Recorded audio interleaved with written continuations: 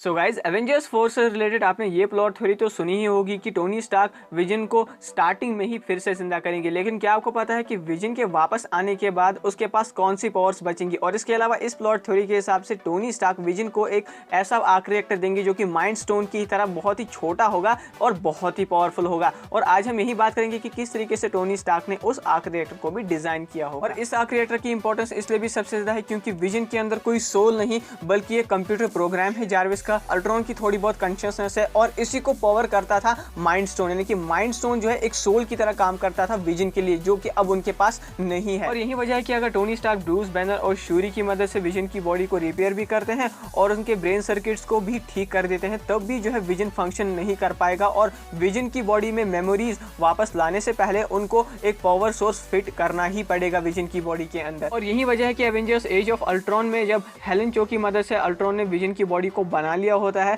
तब वो अपनी याददाश्त को अपलोड करने से पहले विजन के सर में माइंड स्टोन फिक्स करते हैं ताकि वो उनके लिए एक पावर सोर्स फिक्स करें और उसी के बाद वो अपनी सारी याददाश्त जो है अपलोड करने की कोशिश करते हैं विजन में। तो गाइस अगर हम बात करें कि टोनी स्टार्क ने किस तरीके से माइंड स्टोन की तरह इतना छोटा आर्क रिएक्टर जो है डिजाइन किया होगा, तो इसका जवाब हम इस तरीके से समझते हैं कि जब एवेंजर्स एज ऑफ अल्ट्रॉन में टोनी स्टार्क के पास कुछ ही देर के लिए सेप्टर जो है आ जाता है, तो वो ब्रूस बैनर के साथ मिलकर बहुत ही कम टाइम में माइंड स्टोन को एज ए कंप्यूटर प्रोग्राम देते हैं और उसके साथ साथ काफी सारे एक्सपेरिमेंट्स और काफी सारी कैलकुलेशंस बहुत ही कम टाइम में करते हैं अल्ट्रॉन को क्रिएट करने के लिए। लेकिन अब तो उनके पास जारविस, अल्ट्रॉन और माइंड स्टोन का एक परफेक्ट कॉम्बिनेशन विजन उनके सामने था और उन्होंने उनको इस तरीके से एनालाइज किया होगा कि किस तरीके से इस माइंड स्टोन में, जो कि इतना छोटा है, जिसका क्रॉस सेक्शन एरिया इतना काफी ज्यादा कम है, लेकिन इसके बाद भी इसमें इतनी सारी पावर जो है एम्बेड है और वो कैसे है, और इसी को स्टडी करके उन्होंने इतना छोटा आर्क रिएक्टर बनाया होगा। और इसकी एक बहुत ही बड़ी एग्जांपल हमें एवेंजर्स इन्फिनिटी वॉर में नजर आती है टोनी स्टार्क के नैनो टेक्नोलॉजी आर्क रिएक्टर से, क्योंकि उसमें भी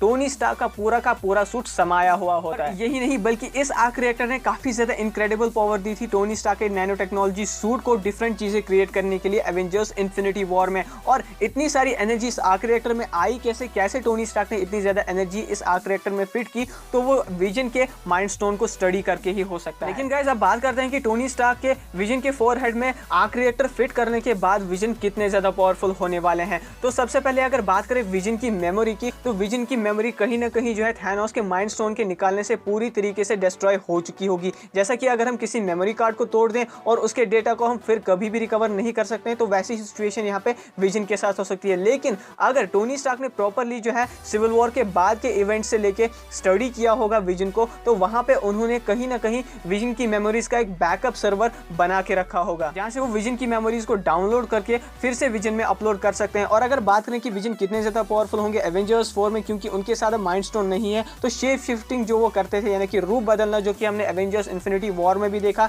जहां पे उन्होंने स्कॉटलैंड में ह्यूमन फॉर्म ली हुई थी, वो अब वो नहीं कर सकते थे। और इसके अलावा फेजिंग, यानी कि आर पार दूसरी चीजों के जाना, जैसे कि सिविल वॉर में भी हमने देखा कि वो एंट मैन के आर पार चले गए थे एयरपोर्ट वाली बैटल में, वो अब वो नहीं कर सकते। लेकिन पावरफुल ब्लास्टर्स जो है क्रिएट करना, वो विजन अभी भी कर सकते हैं, क्योंकि उनके पास टोनी स्टार्क का दिया हुआ माइंड स्टोन जैसा ही आर्क रिएक्टर है। लेकिन वो आर्क रिएक्टर कितना पावरफुल होगा ये हमें आने वाले वक्त में ही पता चलेगा। और एक बहुत बड़ी चीज जो कि अपने माइंड स्टोन की मदद से कर सकते थे विजन, वो है अर्थ की डेंसिटी को मैनिपुलेट करना, अर्थ की ग्रेविटी को मैनिपुलेट करके जो है फ्लाई करना। वो अब विजन नहीं कर सकते हैं और वो अब एक ही तरीके से पॉसिबल हो सकता है, या तो उनको टोनी स्टार्क की तरफ से कुछ ऐसे थ्रस्टर्स मिले जिसकी वजह से वो फ्लाई कर पाए, या फिर जो है उन्हें वाइब्रेनियम के थ्रस्टर्स का अपग्रेड मिले। क्योंकि एवेंजर्स एज ऑफ अल्ट्रॉन में हमने देखा कि कैसे जो है अल्ट्रॉन ने जो है वाइब्रेनियम थ्रस्टर्स का यूज करके पूरी स्कोवियस ट्री को हवा में उठा दिया था। और ये भी हो सकता है कि जैसे एज ऑफ अल्ट्रॉन में अल्ट्रॉन जो है अपने थ्रस्टर्स का यूज करके हवा में इधर से उधर फ्लाई कर रहे थे, वैसा ही कुछ टोनी स्टार्क या फिर शूरी जो है अपग्रेड विजन को भी दे। टोनी स्टार्क जो आर्क रिएक्टर विजन को देने वाले उनके फोरहेड में,